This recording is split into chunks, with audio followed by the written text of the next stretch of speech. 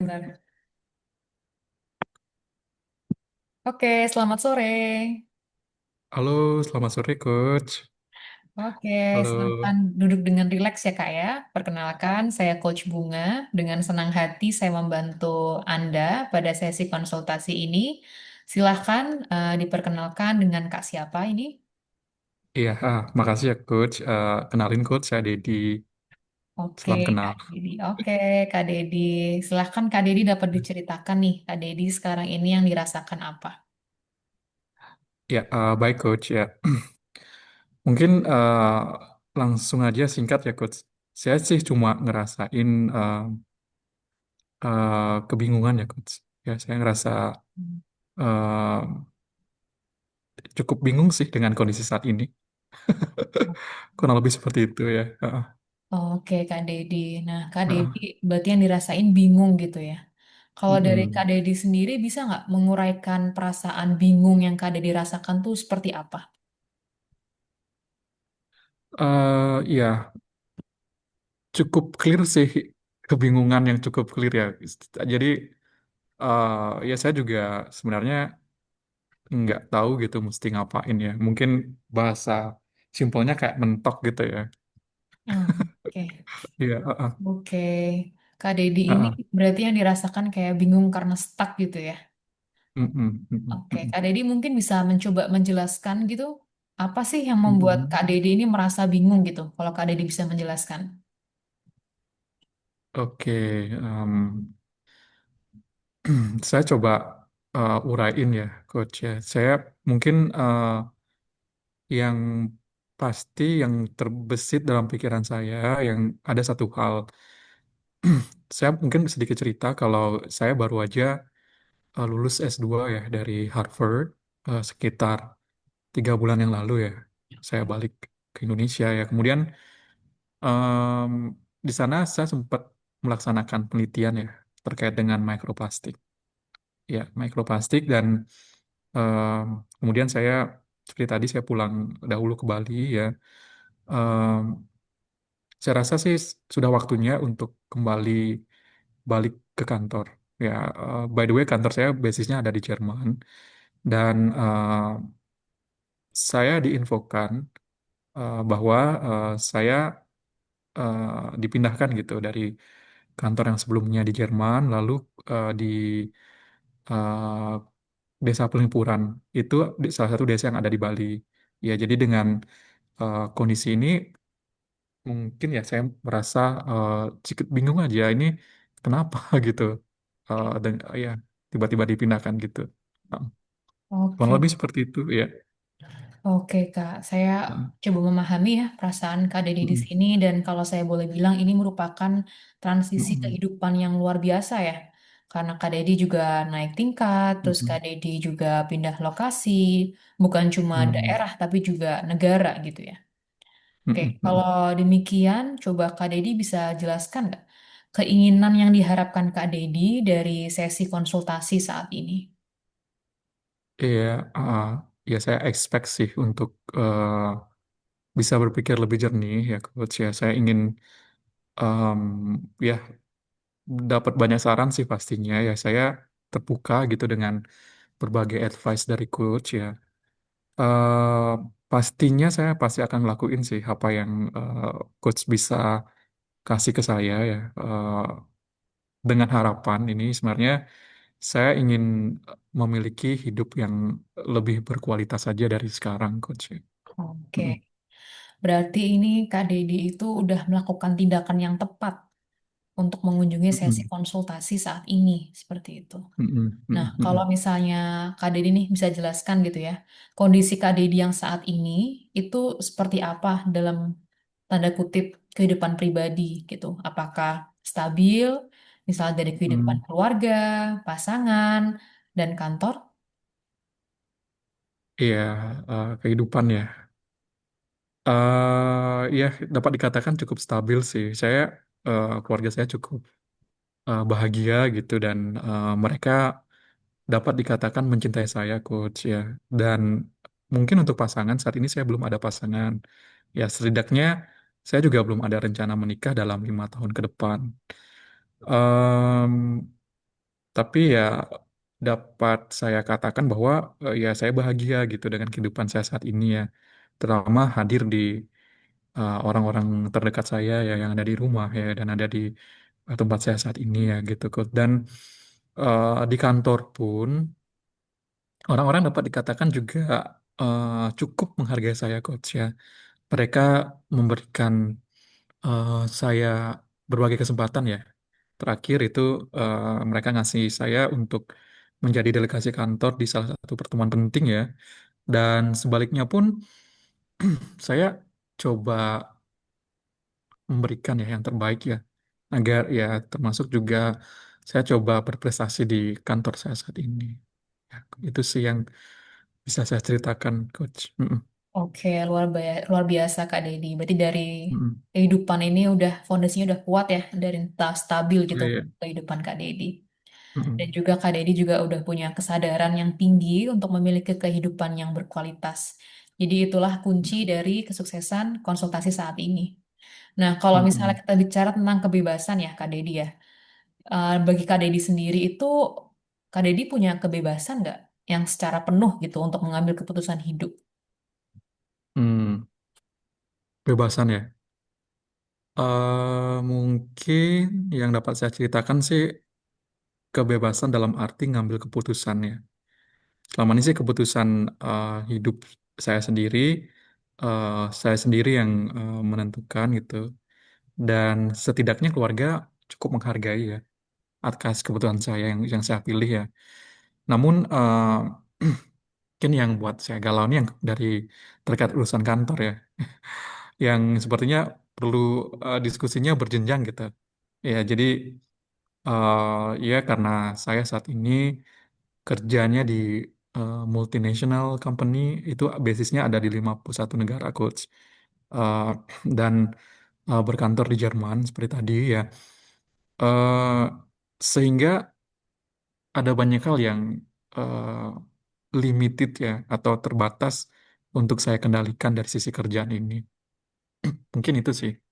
Oke, Mm-mm. Kak Dedi berarti kalau dari penjelasan Kak Dedi itu Kak Dedi udah sangat paham gitu dengan kondisi ini, dengan kondisi Kak Dedi saat ini. Mm-mm. Dan juga terima Mm-mm. kasih sudah berterus terang karena dengan menyadari kondisi kita secara jujur, kita tuh bisa melanjutkan sesi konsultasi ini dengan lebih nyaman kayak gitu. Mm. Nah, seperti yang kita sama-sama ketahui ya Kak Dedi ya, ada banyak hal dalam hidup kita ini yang kita tuh nggak bisa kontrol.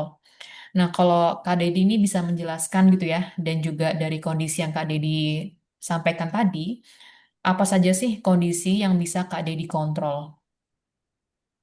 Iya.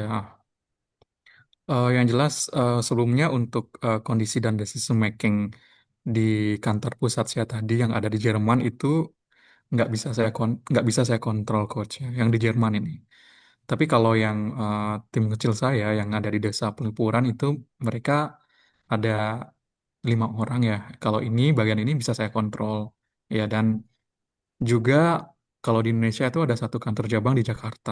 Nah, saya juga sudah ya coba berdiskusi ya. Kebetulan saya cukup kenal dekat dengan direkturnya.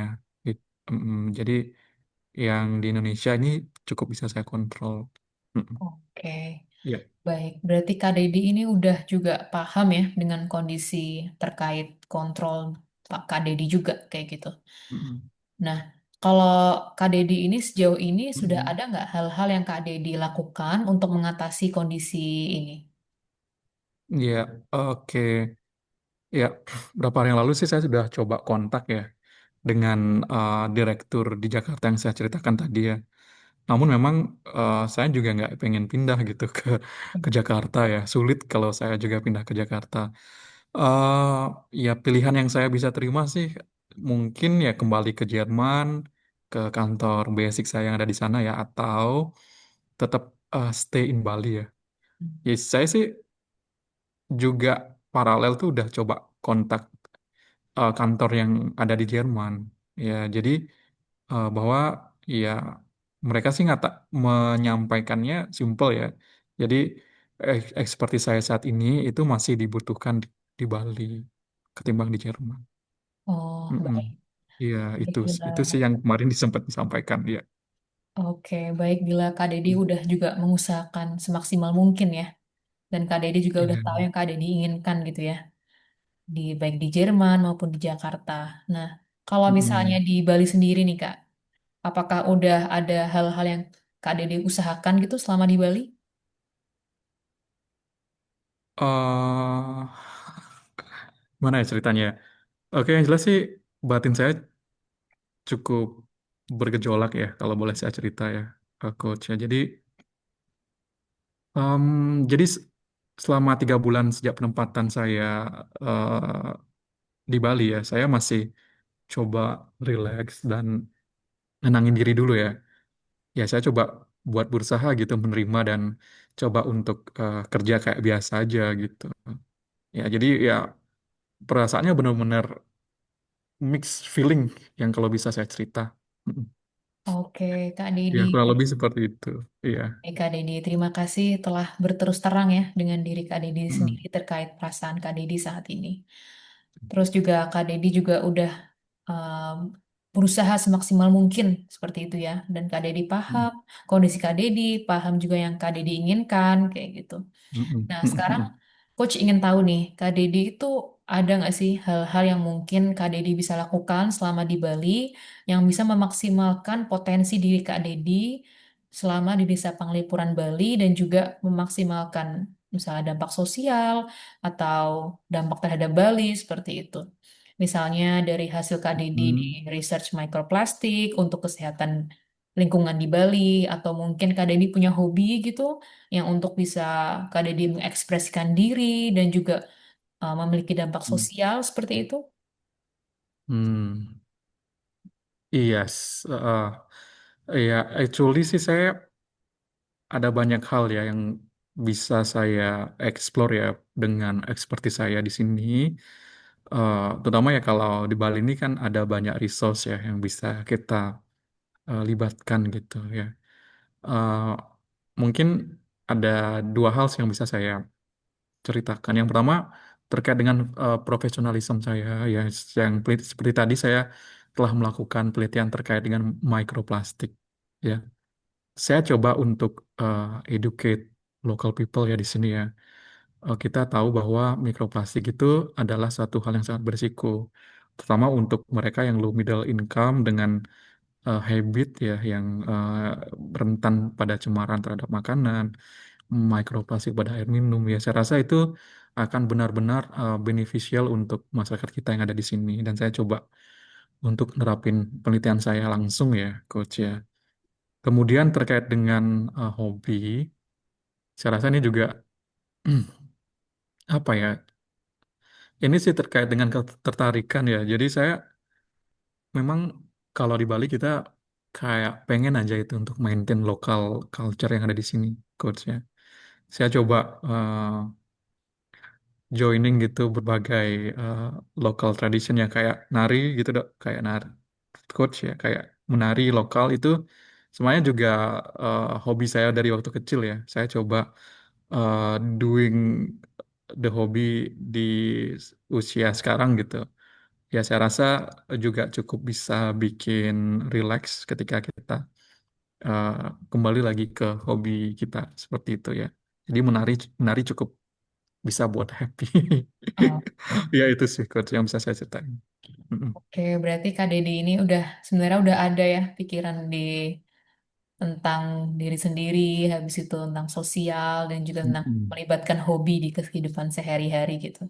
Dan juga ini ada Yes. beberapa poin menarik sih yang dari perbincangan konsultasi kita saat ini yang bisa ditarik untuk planning Kak Dedi ke depannya. Dan juga saya Mm-mm. mengapresiasi Kak Dedi udah ikut sesi konsultasi ini. Dan saya pahami Kak Dedi Yep. adalah pribadi yang mengetahui Kak Dedi ingin apa dan juga Kak Dedi kapasitasnya seperti apa. Nah, Mm-mm. sebagai coaching saya juga pengen tahu nih, Kak Dedi dari hasil konsultasi ini, ada nggak sih hal-hal yang Kak Dedi ingin lakukan dalam waktu ke depan gitu? Dalam hitungan bulan atau hitungan tahun, seperti itu. Oke, hal yang ingin saya lakukan ya. Saya sih sebenarnya cukup mikirin dengan cukup matang ya coach ya dengan kondisi saat ini ya. Saya coba ya rencanakan kalau untuk yang short term, jangka pendek gitu, mungkin dalam 1 sampai 5 tahun kalau eh, bisa jalan normal gitu, saya coba adaptasi dulu ya dengan kehidupan saya balik ke Bali ini, yang saya coba untuk jalan hidup yang lebih berkualitas. Seperti tadi saya awal cerita ya, saya coba juga intervensi hasil penelitian saya di sini soal mikroplastik di sini ya, karena ya ketika kita bermanfaat gitu untuk masyarakat, kita akan lebih feeling grateful ya kalau saya rasa ya. Dan juga em, kata dia coba eh, gabung lagi dengan budaya-budaya lokal ya yang di sini yang cukup indah gitu, yang cukup unik gitu. Eh, ya saya coba ikut Balinese dance, eh, merasa bahagia aja gitu melihat orang-orang nari ya dengan eh, apa gerakannya yang unik gitu ya, nggak ada di mana-mana ya. Ya tapi kalau jangka pandang juga saya mikirin juga sih coach ya. Kan ada, kita harus mikirin juga jangka panjang ya. Ada Benar. 6 sampai 10 tahun ini saya coba ya improving my capacities dengan dari berbagai aspek ya. Dan endingnya sih saya coba untuk ngelobi lagi ya untuk balik ke Jerman. Saya rasa kalau saya balik ke Jerman akan banyak opportunities ya yang bisa kita dapat lebih banyak lagi. Itu sih, Coach. Hmm. Oke, baik. Berarti Kak Dedi juga udah paham ya untuk Hmm. langkah selanjutnya ini yang Kak Dedi bisa ambil, yang dimana Kak Dedi tujuannya itu adalah untuk mencapai kehidupan yang berkualitas. Kalau Kak Dedi, menurut Ya, Kak Dedi dari planning tersebut bisa nggak tercapai goalnya ini? iya kalau matang dengan berbagai konsisten ya pasti bisa sih, Coach, kalau menurut saya. Hmm. Oke, baik. Baik Kak Dedi, kita udah sampai ya di kesimpulan ya. Dan ini juga rasanya konsultasi ini udah berjalan lancar sesuai dengan harapan kita semua. Jadi saya harapkan nih, Coach harapkan di sesi selanjutnya nanti kita dapat bercerita progres dari Kak Dedi ini terkait rencana Kak Dedi tadi. Gimana sih progresnya? Kak Dedi udah melakukan apa? Terus apa yang Kak Dedi rasakan? Kalau Coach berharap sih Kak Dedi ada perbaikan ya dari Coach yang tadi Coach sampaikan. Kalau Kak Dedi merasakan kebingungan, nanti lebih terurai lagi, terus goals-goalsnya Kak Dedi lain yang bisa di-achieve di Bali, bisa ter-achieve juga. Oke, Oke. Kak Dedi? Ya. Oke, makasih banyak ya Coach atas Oke. kesediaan waktunya. Thank you so much. Mungkin nanti saya akan banyak konsultasi lagi. Makasih ya Coach. Ya, sampai jumpa selanjutnya di konsultasi selanjutnya ya, Kak Dedi. Ya, thank Oke, you Coach Bunga. selamat siang. Selamat siang.